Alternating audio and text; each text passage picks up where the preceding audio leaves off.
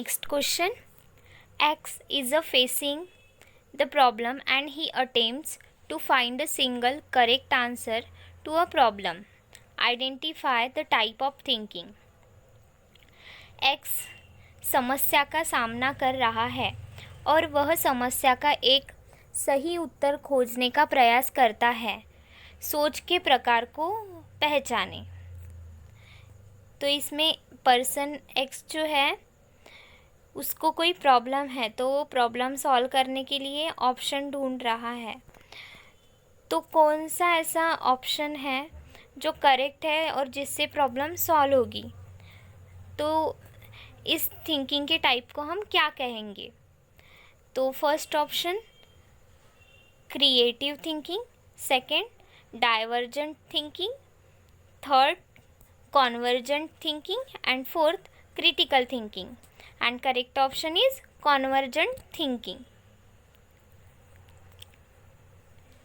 Then next question, in which part of the uterine tube does the fertilization process occur?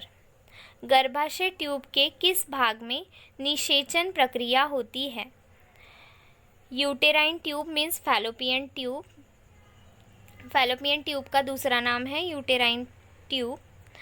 तो इसके कौन से part में fertilisation होता है ऐसा पूछा है। तो फर्स्ट है isthmus, second ampulla, third intramural part and fourth infundibulum, and correct option is ampulla.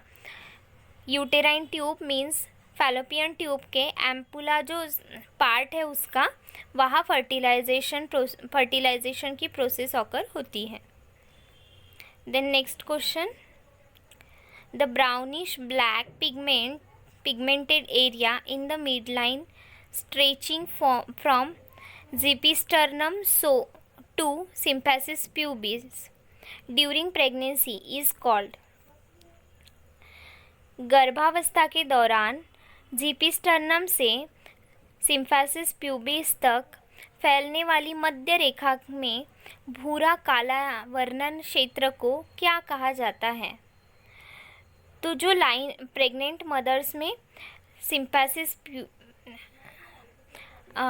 ज़िपिस्टर्नम से सिम्फैसिस प्यूबिक तक एक डार्क ब्राउनिश ब्लैक कलर की लाइन रहती है, तो उस लाइन को हम क्या कहते हैं? तो first option chloasma gravidarum, second linea nigra, third striae gravidarum and fourth striae albicans, and correct option is linea nigra. वो जो ब्राउनिश ब्लैक लाइन होती है ज़िपिस्टर्नम से सिम्फैसिस प्यूबिस तक, उस लाइन को हम लीनिया नाइग्रा कहते हैं। देन जो फर्स्ट ऑप्शन है कोलाज़्मा ग्रेविडरम, ये जो है मदर के फेस पे जो चेंजेस होते हैं ड्यूरिंग प्रेगनेंसी उसे कहते हैं। और थर्ड ऑप्शन जो है स्ट्राया ग्रेविडरम, ये जो है वो स्ट्रेच मार्क होते हैं मदर के एब्डोमेन पे, उसे हम ड्यूरिंग प्रेगनेंसी जो होते हैं उनको हम स्ट्राया ग्रेविडरम कहते हैं। और स्ट्राया अल्बिकन्स जो है वो हम स्ट्रेच मार्क को ही कहते हैं, लेकिन जो आफ्टर डिलीवरी रहते हैं उसे कहते हैं। देन नेक्स्ट क्वेश्चन, गर्भावस्था के which stage of labor starts from full dilatation of the cervix and ends with expulsion of the fetus from birth canal? प्रसव का कौन सा चरण गर्भाशय ग्रीवा के पूर्ण फैलाव से शुरू होता है और जन्म नलिका से भ्रूण के निष्कासन के साथ समाप्त होता है? तो लेबर की कौन सी स्टेज है जिसमें full dilatation to the expulsion of the baby होता है? तो option number 1 first stage, option number 2 second stage, option number 3 third stage and option number 4 fourth stage, and correct option is second stage. First stage में क्या होता है कि 0 से full dilatation होता है सर्विक्स का।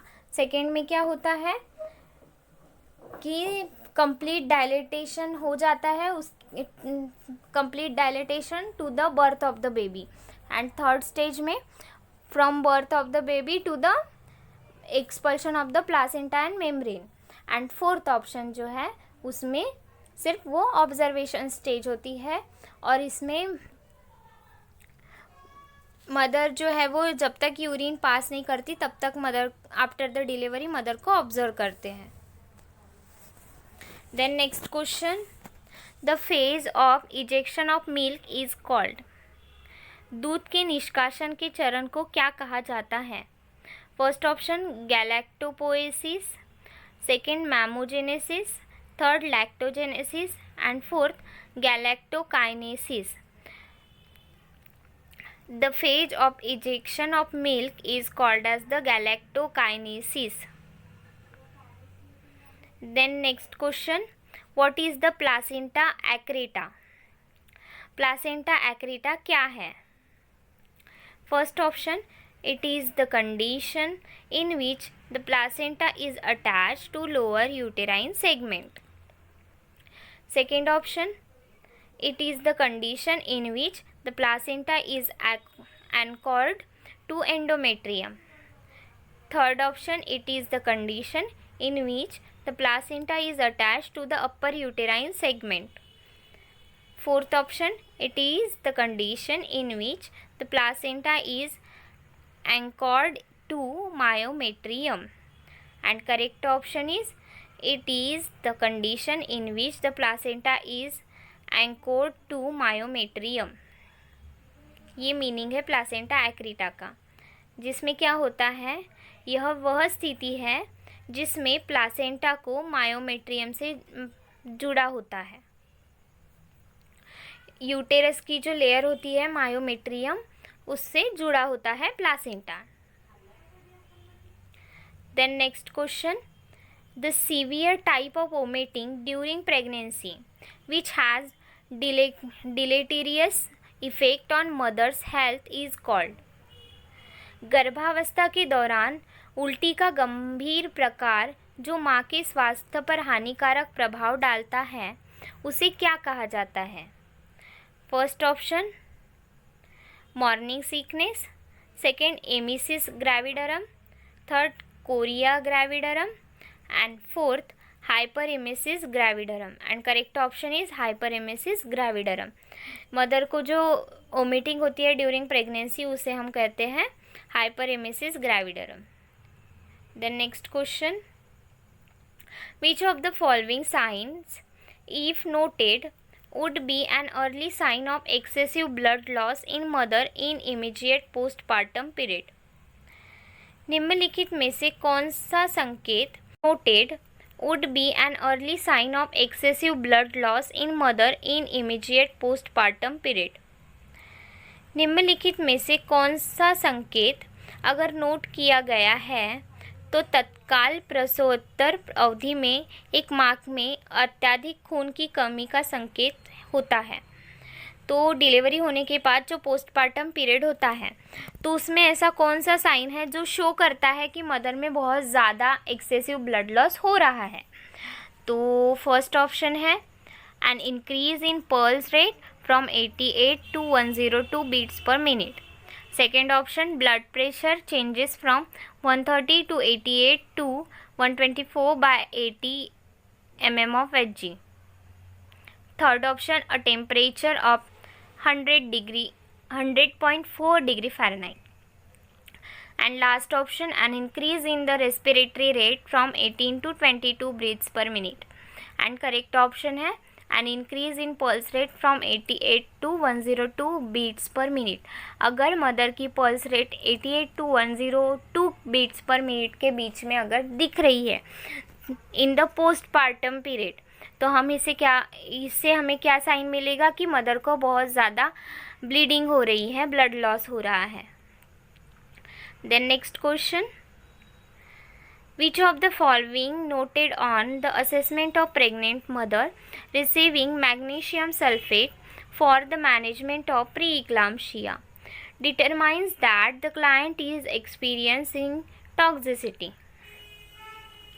प्री-इक्लाम्शिया के प्रबंधन के लिए मैग्नीशियम सल्फेट प्राप्त करने वाली महिला गर्भवती माँ के मूल्यांकन पर निम्नलिखित में से कौन सा निर्धारित करता है कि क्लाइंट विषाक्तता का सामना कर रहा है? तो ड्यूरिंग प्रेगनेंसी मदर को प्रीक्लाम्सिया है तो हम उसे magnesium sulphate as medicine as a management दे रहे हैं। अगर उनको कोई टॉक्सिसिटी होती है मैग्नीशियम सल्फेट से तो हमें कैसे पता चलेगा, कौन से उनके साइन एंड सिम्टम्स रहेंगे मैग्नीशियम सल्फेट के टॉक्सिसिटी के? तो फर्स्ट ऑप्शन है proteinuria of 3+, second respiration of 10 breaths per minute, third serum magnesium level of 6 MEQ per liter, and fourth presence of deep tendon reflex. And correct option is respiration of 10 breaths per minute. अगर mother का respiration 10 breaths per minute है और वो magnesium sulphate ले रहे हैं for प्रीक्लाम्सिया तो हमें ये इंडिकेट करेगा कि respiration rate 10 breaths per minute है, मीन्स मदर को टॉक्सिसिटी हुई है। Then next question, how much amount of blood transfer from placenta to the baby after the delivery when the cord clamping is delayed till the cessation of the cord pulsation? प्रसव के बाद नाल से बच्चे को रक्त की कितनी मात्रा स्थानांतरित होती है जब कॉर्ड के स्पंदन की समाप्ति तक कॉर्ड क्लैंपिंग में देरी होती है?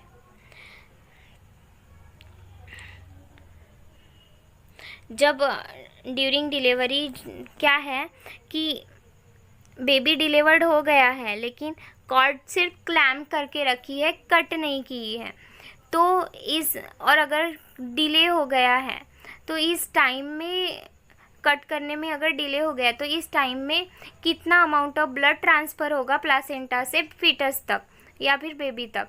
तो 10 to 30 ml, second 40 to 60 ml, third 80 to 100 ml and fourth 120 to 150 ml and correct option is 80 to 100 ml। और ब्लड जो है वो ट्रांसफ़र होगा placenta to the baby after the delivery. If the cord clamp cutting जो है वो delay होती जाती है तब।